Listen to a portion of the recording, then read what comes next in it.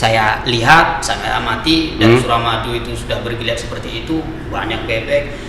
Bebeknya itu kan kalau bebek yang lain itu kemudian kan mirip dengan penyetan dan sebagainya. Sedangkan bebek yang asli Madura itu yang sudah terkenal lebih dulu itu tidak dikenal. Oleh sebab itu saya amati ini harus dicarikan solusinya untuk menambah value added-nya. Saya cari solusinya seperti apa ini terkait dengan packagingnya, terkait dengan ini. Literasi lagi, nyari literasi. Yang memang benar-benar rahasia khas cita rasa Madura yang tradisional. Oleh sebab itu kami carilah itu UMKM yang mana terbaik masakannya. Ternyata menemukan referensi di Kliskis. Saya cari lagi, ternyata di desa sendiri punya sendiri. Di Alas Kokon. Untuk masalah bebek. Akhirnya dicari dulu kombinasi yang paling mana yang paling enak menurut kita dan paling sesuai.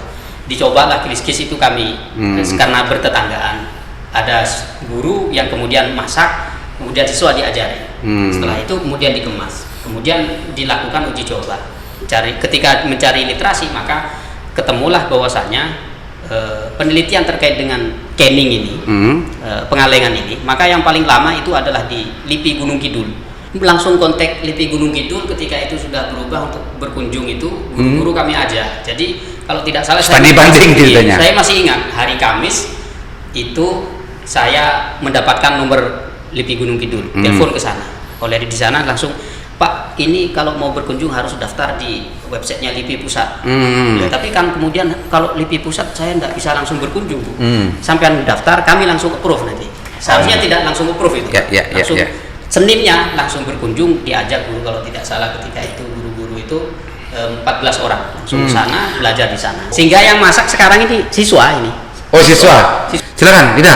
Keunggulan dari bebek awet Madura ini. Jadi unit usaha Awet Madura Food ini itu tagline-nya itu adalah menjaga terkait melestarikan, ingin melestarikan cita rasa khas Madura. Cita khas Madura. Sehingga ketika orang itu kemanapun itu masih akan bisa merasakan masakan tradisional Madura.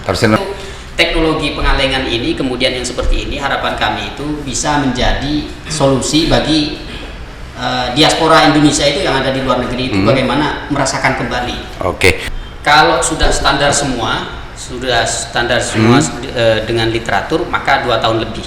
Kami karena peralatan itu belum terlalu sesuai dengan literasi maka satu tahun setengah sudah bisa ini sesuai dengan penelitian kami, sesuai dengan uji coba kami. Maka 1 tahun setengah tanpa bahan pengawet sudah. Kalau produksi kami belajar itu 2019 ke LIPI Gunung Kidul, akhir 2019, awal 2020 sudah memproduksi. Sehingga ketika itu setelah kami produksi maka kami bekerja sama dengan diaspora di luar negeri itu untuk melakukan uji cobanya, meskipun ketika itu belum resmi. Artinya masih ilegal, masih sebagai oleh-oleh lah. Sehingga dibawa ke Saudi, dibawa ke Mesir, dibawa ke Jerman, dibawa ke Rusia itu. Yang gagal kemudian terbentur oleh pandemi itu Australia. Itu gagal karena sudah terbentur pandemi itu. Saya hanya mencoba itu bagaimana tanggapan teman-teman atau orang Indonesia yang ada di luar itu terkait dengan ini. Responnya bagus. Oleh sebab itu karena respon bagus, kami lanjut. BPOM itu kan berat, spesifikasi untuk lolos BPOM itu berat. Kami itu alhamdulillah lolos menjadi UMKM dari 200 lebih diambil 50 untuk mengikuti program BPOM. BPOM-nya namanya Gempur Jatim. Dari 50 itu kemudian disurvei lokasinya, pabriknya dan sebagainya, prosesnya dan sebagainya, standar atau tidak. Setelah standar kemudian berlanjut lagi. Alhamdulillah 1 kali kunjungan pabrik di Awet Madura Food sudah lolos di Alas Kokon. Sehingga kami masih sekarang ini kemarin bulan September terakhir untuk menyetorkan uji sampel. Setelah uji sampel keluar, kemudian administrasi sudah erek BPOM itu kami sudah punya akunnya, tinggal melengkapi dan sebagainya sudah semua. Uji lab selesai. Kemudian nanti BPOM sudah memerintahkan, Pak silahkan lanjutkan, kami lanjutkan. Jadi ada tahapan masih nunggu waiting ya. Madura Food.